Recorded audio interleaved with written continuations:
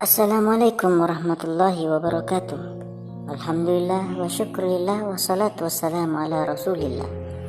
InsyaAllah channel ini akan kami gunakan berbagi informasi terkait kisah-kisah ajaib dan syarat hikmah yang dialami oleh para wali Allah subhanahu wa ta'ala.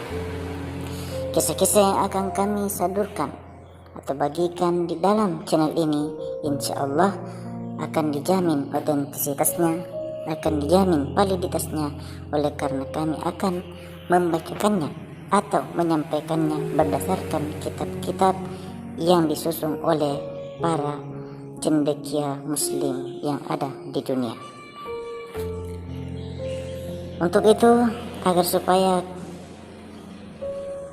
teman-teman, kawan-kawan semua memperoleh notifikasi ketika kami mengupload setiap video, hendaknya kawan-kawan teman-teman semua mengaktifkan atau mengklik tombol subscribe.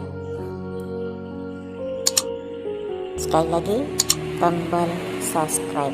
Sudah? Kalau sudah, kami ucapkan terima kasih. Bismillah kawan-kawan teman-teman semua. Kami akan memulai berbagi informasi terkait salah seorang sosok wali Allah subhanahu wa ta'ala yang bernama Hasan dari Basrah, atau biasa dikenal dengan nama Hasan al-Basri. Nama asli beliau adalah Hasan bin Abil Hasan al-Basri, lahir di kota Madinah pada tahun 21 Hijriah atau 642 Masehi.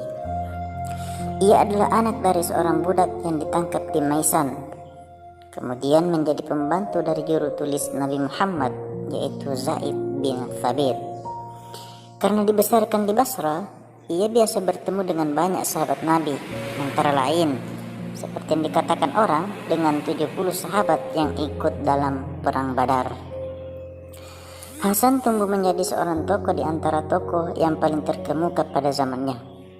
Ia termasyhur karena kesolehannya yang teguh dan secara terang-terangan membenci sikap kalangan atas orang-orang yang senang berpoya-poya.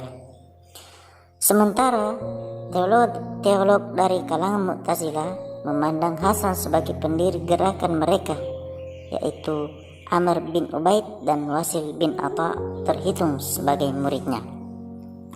Di dalam hagiografi Sufi, ia dimuliakan sebagai salah seorang di antara tokoh-tokoh suci yang terbesar pada masa awal sejarah Islam. Hasan meninggal di kota Basrah pada tahun 110 Hijriah atau 728 Masehi. Banyak pidato-pidatonya dan ucapan-ucapannya dikutip oleh penulis-penulis bangsa Arab, dan tidak sedikit di antara surat-suratnya yang masih bisa kita baca hingga sekarang. Selanjutnya,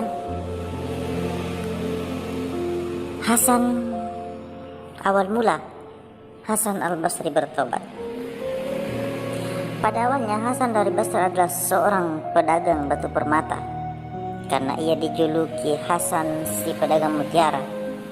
Hasan mempunyai hubungan dagang dengan Bizantium, karena itu ia berkepentingan dengan para jenderal dan menteri kaisar. Dalam sebuah peristiwa ketika bepergian ke Bizantium, Hasan mengunjungi Perdana Menteri dan mereka berbincang-bincang beberapa saat. "Jika engkau suka, kita akan pergi ke suatu tempat," kata si menteri mengajak Hasan. "Terserah kepadamu," jawab Hasan, "kemanapun aku menurut." Si menteri memerintahkan agar disediakan seekor kuda untuk Hasan. Si menteri kemudian naik ke punggung kudanya. Hasan pun melakukan yang sama. Setelah itu berangkatlah mereka menuju padang pasir.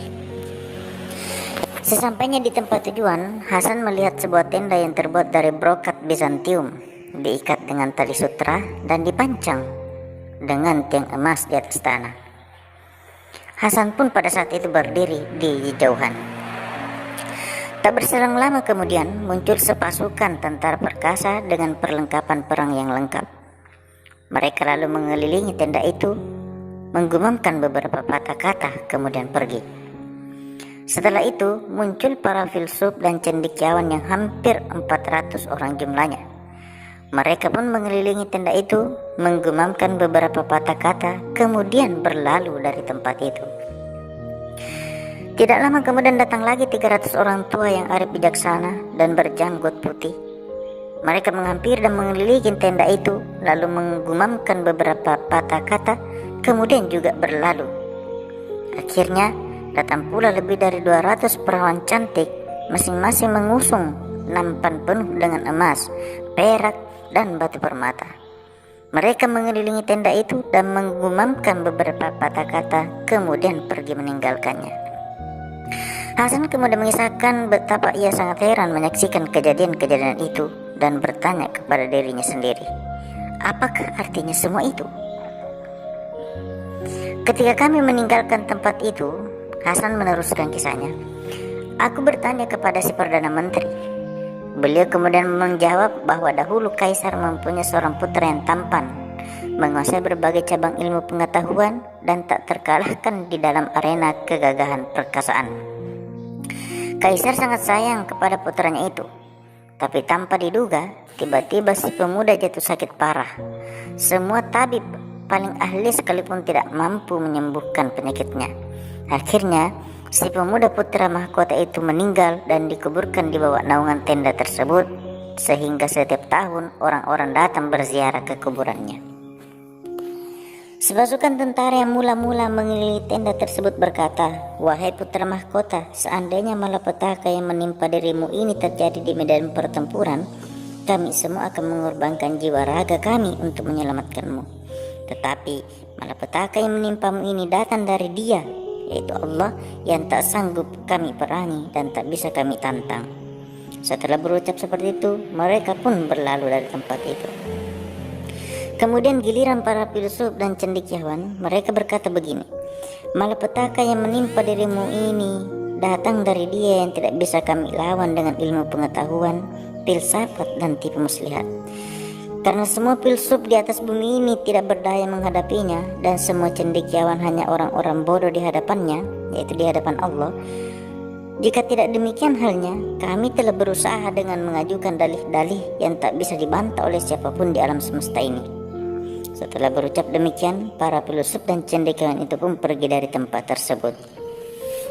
Selanjutnya, orang tua yang engkau lihat tadi, mereka mengatakan seperti ini, wahai putra mahkota, seandainya malapetaka yang menimpa dirimu ini bisa dicegah oleh lumpur tangan atau campur tangan orang tua, niscaya kami telah mencegahnya dengan doa-doa kami yang rendah hati ini, dan pastilah kami tidak akan meninggalkan engkau seorang diri di tempat ini. Tetapi malapetaka yang ditimpakan kepadamu datang dari Dia, yaitu Allah, yang sedikit pun tak bisa dicegah oleh campur tangan manusia-manusia yang lemah. Setelah itu mereka pun pergi. Kemudian ada pun gadis-gadis cantik dengan nampan-nampan berisi emas dan batu pertama yang datang menghampiri, kemudian mengelilingi tenda itu seperti yang kulihat tadi, wahai Hasan. Mereka berkata seperti ini, wahai putra Kaisar, seandainya malapetaka yang menimpa dirimu ini bisa ditebus dengan kekayaan dan kecantikan, niscaya kami merelakan diri dan harta kekayaan kami yang banyak ini untuk menebusmu, dan tidak kami tinggalkan engkau di tempat ini. Namun malapetaka ini ditimpakan oleh Dia, yaitu Allah, yang tak bisa dipengaruhi oleh harta kekayaan dan kecantikan. Setelah itu mereka pun meninggalkan tempat itu. Terakhir sekali, Kaisar beserta Perdana Menteri tampil, masuk ke dalam tenda dan berkata, wahai biji mata dan pelita hati ayahanda, wahai buah hati ayahanda, apakah yang bisa dilakukan oleh ayahanda ini? Ayahanda telah mendatangkan sepasukan tentara yang perkasa, para filsuf dan cendekiawan, para pawang dan penasehat, dan dara-dara cantik yang jelita, harta benda dan segala macam barang-barang berharga. Ayahanda sendiri pun telah datang. Jika semua ini ada manfaatnya, maka ayahanda pasti melakukan segala sesuatu yang dapat ayahanda lakukan. Tetapi malapetaka ini telah ditimpakan kepadamu oleh Dia, yaitu Allah, yang tidak bisa dilawan oleh ayahanda beserta segala aparat, pasukan, pengawal, harta benda, dan barang-barang berharga lain. Semoga engkau mendapat kesejahteraan, selamat tinggal sampai tahun yang akan datang. Kata-kata ini diucapkan sang kaisar, kemudian ia berlalu dari tempat itu.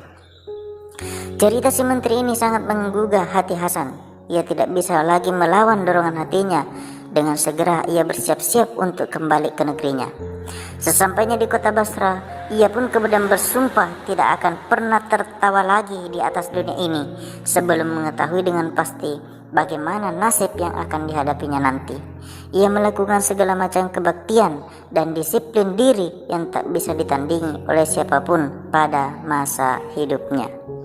Demikianlah awal mula Hasan al-Basri melakukan tobatnya, di mana setelah beliau mendengarkan keterangan-keterangan dari si menteri tadi, beliau tersadar bahwasanya di dunia ini tidak ada yang mampu menghalangi takdir Allah Subhanahu wa Ta'ala.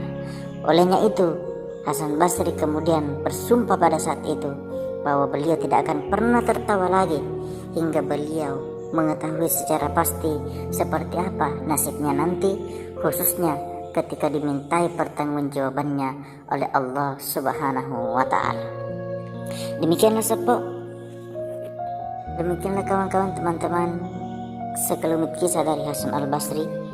Semoga bisa menjadi inspirasi bagi kita semua untuk semakin memantapkan diri, menyiapkan diri untuk menghadapi segala macam pertanyaan yang akan dipertanyakan oleh Allah Subhanahu wa Ta'ala kelak. Terima kasih, jangan lupa subscribe, like, and share supaya kita bisa sama-sama berbagi ilmu dan tentunya berbagi kebaikan. Terima kasih. Wassalamualaikum warahmatullahi